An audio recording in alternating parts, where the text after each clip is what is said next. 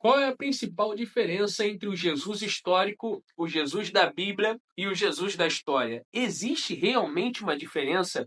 O que os historiadores e a Bíblia diz, eles se contradizem? Fica até o final desse vídeo que hoje o conteúdo está imperdível.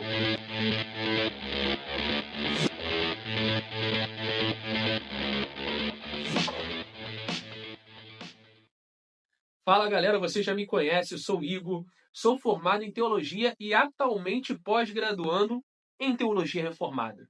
Hoje nós estamos aqui no nosso canal Fatos Impressionantes da Bíblia para falar se realmente existe a diferença entre o Jesus da história, o Jesus histórico e o Jesus da Bíblia.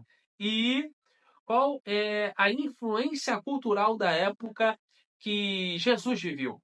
Hoje fica até o final desse vídeo que o conteúdo está polêmico e imperdível. Gente, primeira coisa para nós entendermos essa real diferença, nós temos que entender a diferença e a influência desse conceito. Esse conceito tem origem na teologia liberal. A teologia liberal, ou os teólogos liberais, eles têm algumas características. Eles dizem que a Bíblia tem a palavra de Deus, eles descredibilizam muitos milagres e tiram todo o fator sobrenatural, a evidência de todo o fator sobrenatural da Bíblia, e inclusive descredibilizam muitas das autorias consideradas por muitos como sendo fidedignas. Quer ver um exemplo? Eles falam que o Pentateuco não foi escrito na totalidade por Moisés. Por um ponto, eles tiveram alguns aspectos positivos. Nessas pesquisas, originou-se a crítica textual e tiveram muitos pontos positivos até para comprovar a veracidade de muitos textos bíblicos. Porém, contudo, veio muitas teologias que se originaram dela que tiveram os pontos negativos. E um desses aspectos foi a pesquisa pelos Jesus históricos. Eles acreditavam que há uma diferença entre o Jesus histórico e o Jesus da história, ou o Jesus histórico e o Jesus da Bíblia. O mais famoso deles é o Bultmann, ok? Bultmann, que fala sobre o Jesus histórico. Esse aí é o mais famoso teólogo alemão que fala sobre o Jesus histórico. Porém, não foi o primeiro a fundamentar sobre isso. Para eles, existem uma diferença realmente entre o Jesus histórico e o Jesus da Bíblia. E aí, Igor, o que você acha? O que a teologia acha? O que nós podemos dizer sobre isso? Primeiro, nós temos que entender o contexto histórico que Jesus viveu. O primeiro é o dos evangelhos, que narram Jesus, ele estava subjugado, né? O povo naquela época em que Jesus viveu estava subjugado sob o período romano. A língua de domínio era a língua grega e por isso os evangelhos, ao contrário de muitas das teorias da conspiração, a língua universal é a língua grega e por isso os evangelhos foram escritos em grego koiné. Segundo, o domínio romano subjugava as nações, inclusive a Palestina e Israel nesse tempo, e apesar disso não estava se vivendo em guerra. Antes de Cristo, teve as revoltas macabeias. Pós-Cristo, teve algumas revoltas que culminaram até na queda de Jerusalém. Mas no período que Cristo viveu, Cristo nasceu e viveu e desenvolveu seu ministério, nós chamamos de Pax Romana, um período de paz, um período que não teve guerra, a não ser alguns atentados terroristas isolados, ok? Então, a partir do momento que nós entendemos o contexto histórico romano e internacional que Jesus vivia, nós podemos examinar se realmente o Jesus histórico é o mesmo da Bíblia. Outro fator de influência importante nós entendermos antes de buscarmos pesquisar sobre Jesus histórico é o judaísmo da época de Jesus. O judaísmo da época de Jesus era o judaísmo do segundo templo. Era um judaísmo que aguardava o Messias que os libertaria do sistema opressor de Roma. Era um judaísmo mais religioso, era um judaísmo mais centrado na Torá. E esse judaísmo tem três origens principais. A primeira, o judaísmo da diáspora. O segundo, o judaísmo helenístico, que deles vão vir os saduceus, que tem um grande apego à filosofia grega. E nós temos o judaísmo sinagogal, que é o judaísmo da sinagoga, e que dele vai vir os fariseus, os escribas, os doutores da lei, aquele judaísmo que visa e zela, tem um zelo incisivo pela lei. Muita gente fica criticando, né, os fariseus, os doutores da lei, era tudo religioso, não sei o que lá, mas você tem que levar em consideração o contexto histórico que eles viviam. A aversão pela influência grega que desviou muitos judeus, a aversão pela influência externa que corrompeu muitos judeus à idolatria.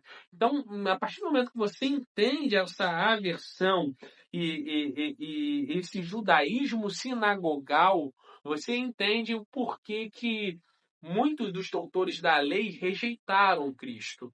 E aí, a partir do momento que você entende, você vai entender, aí sim, os grupos judaicos ou os grupos do judaísmo que se subdividem.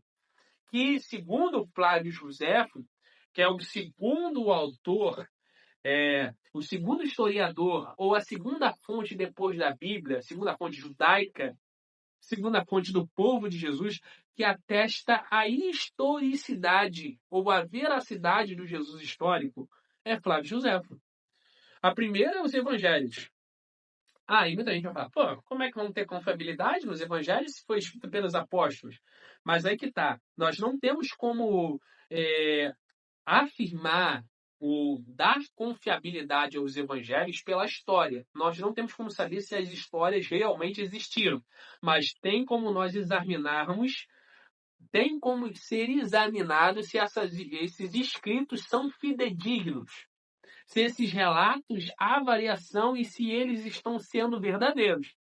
E já foi examinado, foi feito pesquisas e realmente os evangelhos, neles não há variação, eles são 100% confiáveis.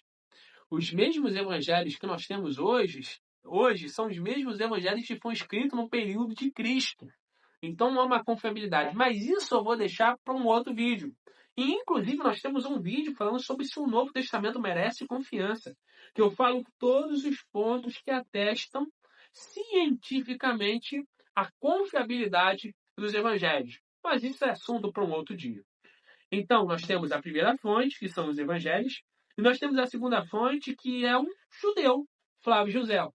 Josefo, ele não fala que Jesus morreu e ressuscitou. Apesar de ter um texto no seu livro que fala, muitos acreditam ser uma adição posterior. Ou seja, não foi o Flávio Josefo que escreveu. Muitos acreditam ser adicionado por alguns de seus discípulos, alguns de seus alunos, ou simplesmente por alguns que eram escribas e acreditaram que ele se converteu ao cristianismo, ou que ele chegou no final de sua pesquisa algo que ele atestava que Jesus ressuscitou, e depois, só que não deu tempo de incluir no seu livro. Aí há várias suposições sobre isso, mas o fato é que a adição posterior, o fato que atesta, né, a morte e a ressurreição de Cristo. Porém, há realmente falando que Cristo, realmente houve um Cristo que é um grande ensinador, um grande profeta, ele fala sobre Jesus. Então, ele não entra muito em detalhe. A obra mais detalhada, histórica que nós temos são os evangelhos. Mas, continuando, Joséfo ele fala que existiam vários grupos, né?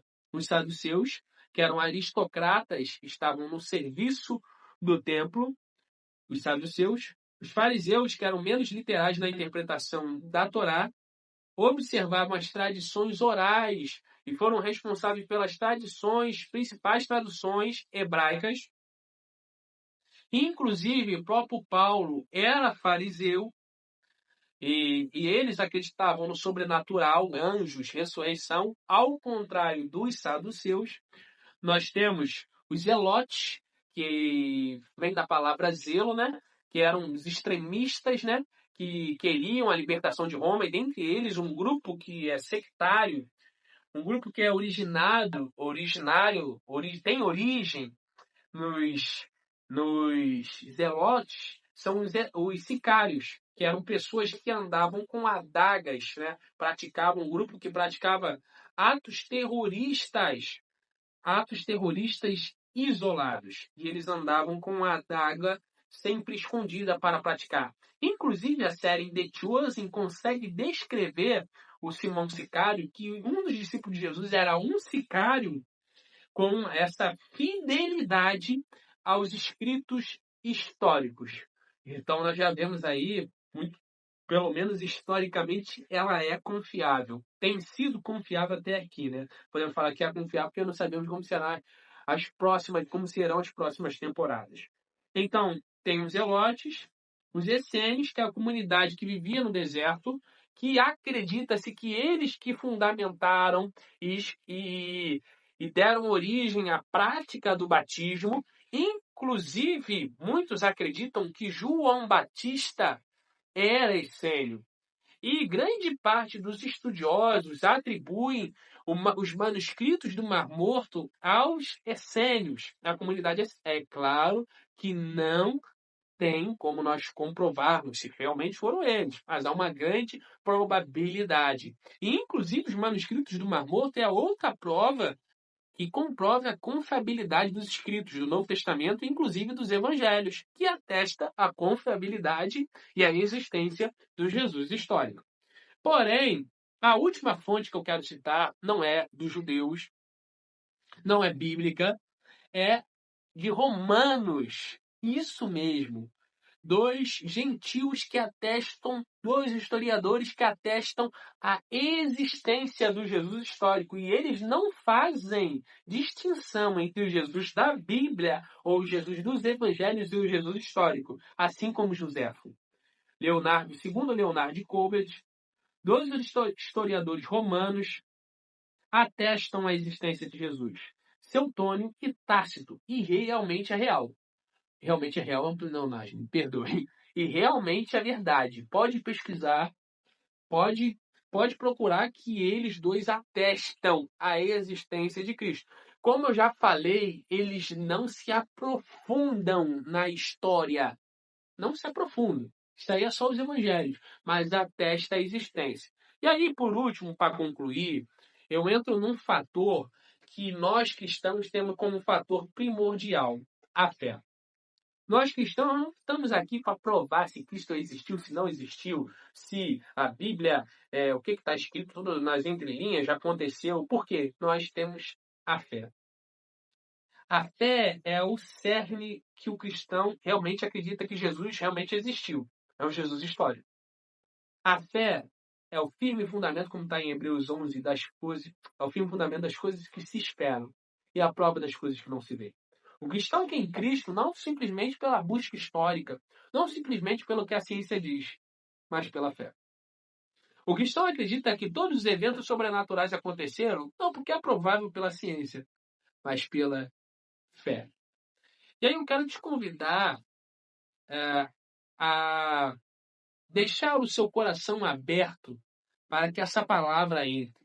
Buscar examinar e ler a Bíblia sem pressupostos negativos. Lê a Bíblia e dê a oportunidade de Deus falar ao seu coração. Romanos 10,17 diz que a fé vem pelo ouvir e ouvir a palavra de Deus. Quem sabe, você examinando a Bíblia, você deixando-se penetrar pela palavra de Deus, a fé será gerada dentro de você. Tudo passará a fazer sentido. A fé em Cristo é o cerne do cristianismo, inclusive do protestantismo, que nós acreditamos na justificação pela fé, e um dos lemas é sola fide. Então não adianta, eu poderia fazer inúmeros argumentos, mas se você não tiver fé, nada disso tem. Fala. É isso aí, gente. Espero que você tenha gostado desse vídeo. Se você gostou, deixe o seu like. Se quiser estudar a Bíblia comigo, vou deixar o link na descrição. Vou te ensinar o passo a passo da interpretação bíblica do zero ao avançado. E 17 de fevereiro eu estou lançando um curso de introdução bíblica também. Um curso que vai te ensinar isso aqui e mais um pouco. O que você precisa saber antes de interpretar a Bíblia. Não esquece de compartilhar para um amigo seu, hein? Deus abençoe sua vida, graça e paz.